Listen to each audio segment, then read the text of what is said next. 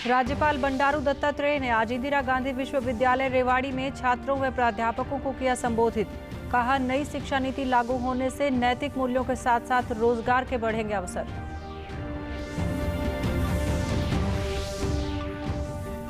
स्वास्थ्य मंत्री अनिल विज ने प्रदेश के सभी सिविल सर्जन को डेंगू की रोकथाम के लिए आवश्यक कदम उठाने के दिए निर्देश।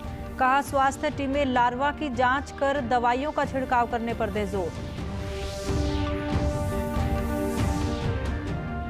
भिवानी में कृषि विभाग द्वारा फसलों के अवशेष न जलाने को लेकर किया गया 1 दिवसीय कार्यशाला का आयोजन। जिले के किसानों ने फसल अवशेष न जलाने का लिया प्रण।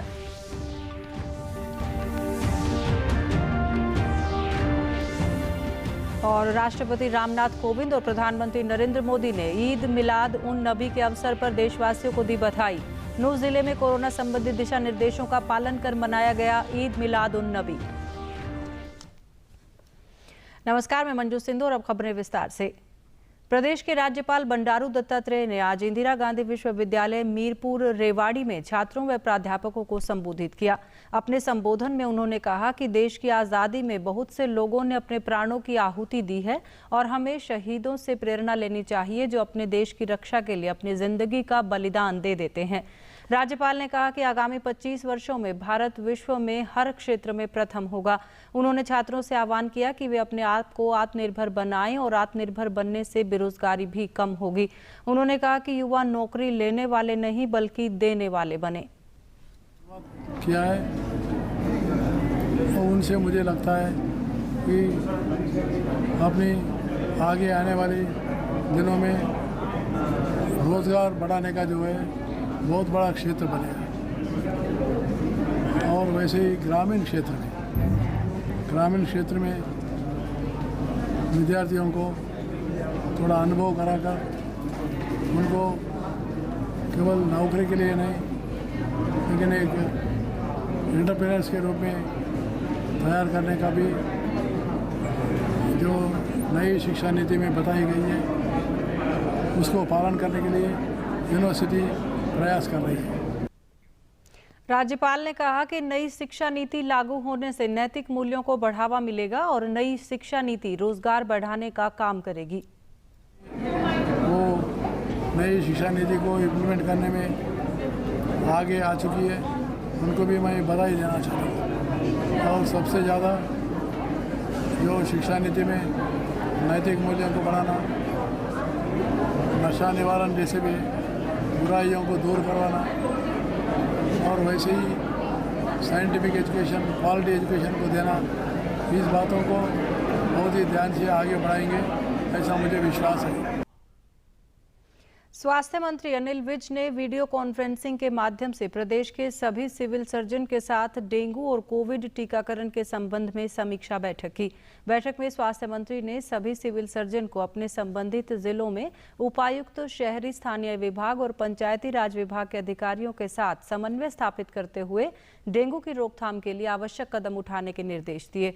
उन्होंने अधिकारियों से कहा कि मच्छर जनित बीमारियों की रोकथाम के लिए स्वास्थ्य टीमें लगातार लार्वा की जांच करें और दवाई इत्यादि का छिड़काव करने पर बल दें। स्वास्थ्य मंत्री ने कहा कि स्वास्थ्य विभाग डेंगू के मामलों को नियंत्रित करने के लिए पूरा प्रयास कर रहा है। उन्होंने कहा कि सरकार ने डेंगू के मरीजों को प्लेटलेट्स देने के संबंध में नए दिशा निर्देश जारी किए हैं, जिन्हें जल्द ही संबंधित अधिकारियों व चिकित्सकों के साथ साझा किया जाएगा। स्वास्थ्य मंत्री ने अधिकारियों से कोविड टीकाकरण में तेजी लाने और दूसरी डोज लगाने के लिए पात्र लोगों से संपर्क कर उन्हें वैक्सीनेट करने के निर्देश भी दिए। स्वास्थ्य मंत्री अनिल विज ने चंडीगढ़ में कोविड-19 सीरो सर्वेक्षण के तीसरे दौर की रिपोर्ट जारी की। पत्रकारों को संबोधित करते हुए स्वास्थ्य मंत्री ने बताया कि प्रदेश में लोगों में सीरो पॉजिटिविटी दर 76.3% है, जिसमें शहरी 78.1% और ग्रामीण 75.1% पाई गई है।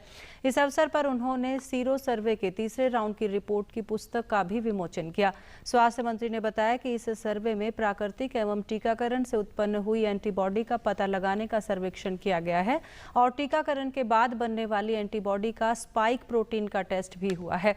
उन्होंने बताया कि सीरो सर्वेक्षण के इस दौर में जांच के लिए 36,520 नमूने लिए गए हैं। सैंपल सर्वे साइज जो था 36,520 लोगों का ये सैंपल साइज था, जिसमें शहरी भी थे, ग्रामीण लोगों को भी कवर किया गया, महिलाओं और पुरुषों का भी अलग अलग किया गया और बच्चों का भी इसमें किया गया। तीसरे राउंड की ये जो हमने किया है, इसमें 76.3% की पॉजिटिविटी पाई गई है हरियाणा में। स्वास्थ्य मंत्री ने बताया कि सीरो सर्वे के इस दौर को संचालित करने के लिए राज्य मुख्यालय और जिला स्तर पर स्वास्थ्य विभाग का काम सराहनीय है। उन्होंने बताया कि केंद्र सरकार ने 18 साल से कम आयु के बच्चों का टीकाकरण करने की स्वीकृति दे दी है और इन आयु के बच्चों को कोविड रोधी टीके लगाने के लिए प्रदेश सरकार ने अपनी तैयारियां शुरू कर दी हैं। सब जानते हैं कि 18 से नीचे आयु वालों को भी वैक्सीन केंद्र सरकार ने अप्रूव कर दी हुई है।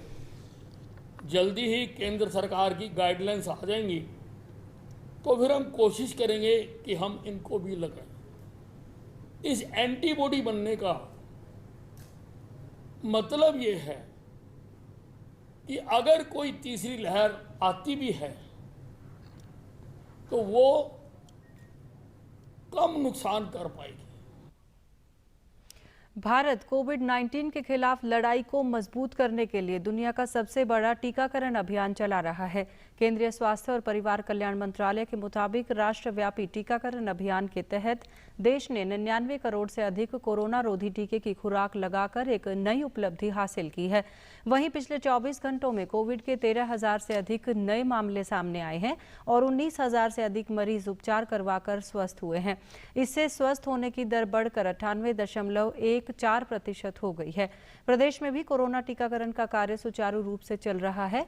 प्रदेश में अब तक कोरोना रोधी टीके की 2 करोड़ 48 लाख से अधिक खुराक दी जा चुकी है। प्रदेश में कोविड से 7,60,000 से अधिक लोग स्वस्थ हो चुके हैं, जबकि 103 मामले सक्रिय हैं।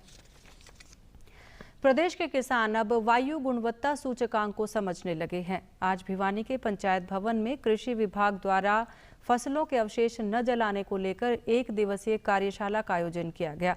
जिले से लगभग 250 किसानों ने इस कार्यशाला में पहुंचकर फसलों के अवशेष प्रबंधन को लेकर विशेष प्रशिक्षण लिया और वायु की गुणवत्ता को बनाए रखने के लिए फसल अवशेष न जलाने का प्रण लिया।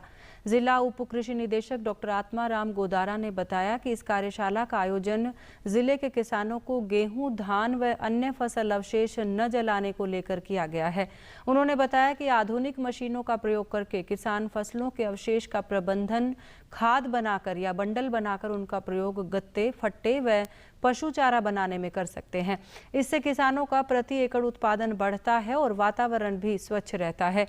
इसके तहत अब तक जिले में 470 किसानों को फसल अवशेष प्रबंधन की मशीनें 50 से 80% सब्सिडी पर दी गई हैं। इस ट्रेनिंग का हमारा मुख्य उद्देश्य ये है कि किसान पराली धान की हो, चाहे गेहूं का भूसा हो, चाहे किसी भी टाइप का फसल का अवशेष हो, उसको जलाए ना, उसको कम से कम काट कर नाने बिल्कुल छोटे टुकड़ों में काट के ज़मीन में मिलाए, ये इन सिटू प्रबंधन करे। इसका आज 1 दिवसीय प्रशिक्षण शिविर चलाया गया है, जिसके अंतर्गत किसानों को इस पराल ना जलाने के लिए अवेयर किया गया। तो पराल ना जलाने के लिए क्या क्या कृषि यंत्रों पे छूट दी जा रही है और कैसे कैसे किसान अपनी ज़मीन को और उपजाऊ बना सकते हैं, ताकि हमें दोनों फ़ायदे मिल सके। एक तो एयर क्वालिटी इंडेक्स बढ़िया हो सके, दूसरा जो किसान की ज़मीन है वो ज़्यादा उपजाऊ बन सके। इसके लिए जितने भी किसान, जो भी किसान आए हैं, उन सबको प्रेरित किया गया है। किसानों ने बताया कि इस कार्यशाला से उन्हें गेहूं व धान के भूसे सहित अन्य फसलों के अवशेष के उचित प्रबंधन की जानकारी प्राप्त हुई है। जलाने का संकल्प लिया है, इससे बहुत नुकसान होता है। इसके प्रबंधन के लिए कई मशीनरी दी गई हैं, rotavator, super seeder, zero drill, ये सब्सिडी पर दी गई है। एयर क्वालिटी सुधारने के लिए हमारे जो पराली के जो अवशेष है ये हमें नहीं जलाने चाहिए, क्योंकि जलाने से हमारी ज़मीन के जो उपजाऊ शक्ति के जो वो कीड़े होते हैं वो मर जाते हैं और उपजाऊ शक्ति कम हो जाती है। इस कारण हमने अवशेष इनको नहीं जलाना चाहिए। हमने जी ये कार्यशाला लगाई कि जी बहुत ही अच्छा लगा। जो अवशेष फूक्या करते, जैसे जमींदार पराली वगैरह फूक्या करते, अब हम आगे के लिए नहीं फूकेंगे। और बहुत ही बढ़िया लगा यहाँ कर आने के बाद में, क्योंकि यहाँ पर प्रदूषण बहुत ख़राब होता है। इसलिए आगे के लिए हम ये आग वगैरह कुछ नहीं लगाएंगे, इससे गत्ते बनाएंगे या और कुछ भी बनाएंगे। हम इसको जुताई करेंगे साथ साथ में, लेकिन आग नहीं लगाएंगे। पूरे देश में ईद मिलाद उन नबी पूरे उत्साह के साथ मनाया जा रहा है। ईद मिलाद उन नबी पैगंबर मोहम्मद के जन्म दिवस के उपलक्ष्य में मनाया जाता है। राष्ट्रपति रामनाथ कोविंद और प्रधानमंत्री नरेंद्र मोदी ने इस अवसर पर देशवासियों को ईद मिलाद उन नबी की बधाई दी। राष्ट्रपति ने ईद मिलाद उन नबी पर ट्वीट कर देशवासियों को शुभकामनाएं देते हुए कहा कि पैगंबर मोहम्मद के जन्मदिन ईद ए मिलाद उन नबी के पावन अवसर पर मैं सभी देशवासियों, विशेष रूप से हमारे मुस्लिम भाइयों बहनों को मुबारकबाद देता हूं। आइए हम सब पैगंबर मोहम्मद के जीवन से प्रेरणा लेकर समाज की खुशहाली के लिए और देश में सुख शांति बनाए रखने हेतु कार्य करें। प्रधानमंत्री नरेंद्र मोदी ने भी देशवासियों को बधाई देते हुए कहा कि ईद मिलाद उन नबी की शुभकामनाएं चारों ओर शांति, समृद्धि, दया और भाईचारे के गुण हमेशा कायम रहे। ईद मुबारक। नूह जिले में ईद मिलाद उन नबी हर्षोल्लास के साथ मनाया गया। इस अवसर पर शहर में दरिया पीर दरगाह से हजरत बाबा शमशुद्दीन पंच पिरान की दरगाह तक जुलूस निकाला गया। मौलाना ने कहा कि ये त्यौहार आपसी भाईचारे को बढ़ावा देता है। शहरों में जुलूस निकालकर खुशी का इजहार किया जा रहा है और मस्जिदों को भी खूब सजाया गया है। आसपास के गांव से बड़ी संख्या में महिलाएं और बच्चे भी बढ़ चढ़कर इस कार्यक्रम में शामिल हुए हैं। उन्होंने कहा कि इस वर्ष कोरोना संबंधी सभी दिशा निर्देशों का पालन करते हुए ये त्योहार मनाया जा रहा है।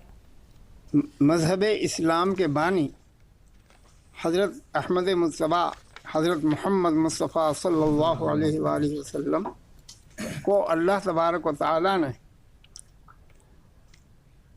नूर बना करके भेजा। रहमतुल्लाहि व बरकातहू। तमाम आलम इस्लाम को ईद मिलादुन्नबी मुबारक हो। अल्हम्दुलिल्लाह बड़े जोश खरोश के साथ हर साल जश्न ईद मिलादुन्नबी तमाम आलम इस्लाम वाले मनाते हैं और सभी को खुशी होनी चाहिए। हमारे नबी सल्लल्लाहु अलैहि वसल्लम सिर्फ मुसलमानों ही के नबी नहीं बल्कि पूरी कायनात के नबी हैं। तमाम आलम इस्लाम को ईद मिलादुन्नबी सल्लल्लाहु अलैहि वसल्लम बहुत बहुत मुबारक हो। और बड़ी शान और शौकत के साथ में खड़ले गांव के अंदर ईद मिलाद शरीफ मनाया जाता है, मनाया जाता रहेगा इंशाअल्लाह।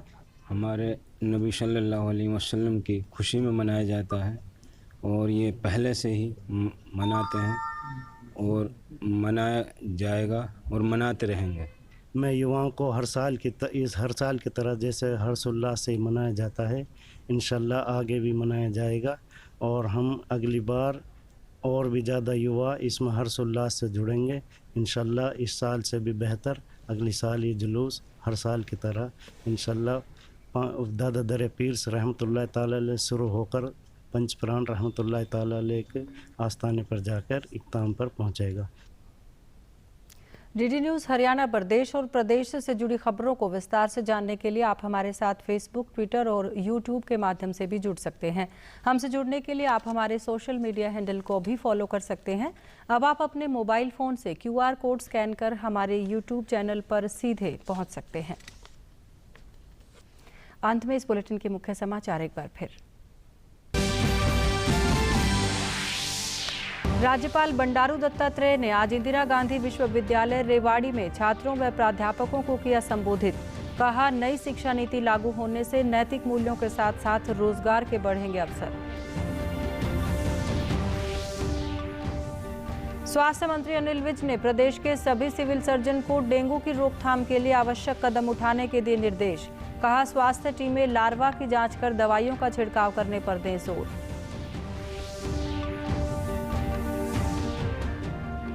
भिवानी में कृषि विभाग द्वारा फसलों के अवशेष न जलाने को लेकर किया गया 1 दिवसीय कार्यशाला का आयोजन। जिले के किसानों ने फसल अवशेष न जलाने का लिया प्रण।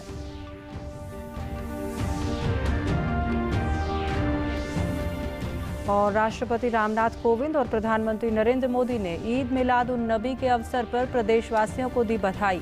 नूह जिले में कोरोना संबंधी दिशा निर्देशों का पालन कर मनाया गया ईद मिलाद उन नबी। सभी दर्शकों से अपील है कि आप जब भी घर से बाहर निकलें तब मास्क जरूर पहनें, 2 गज की दूरी बनाए रखें और एक नियमित अंतराल पर अपने हाथ धोते रहें।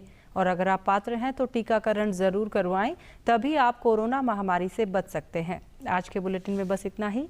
नमस्कार।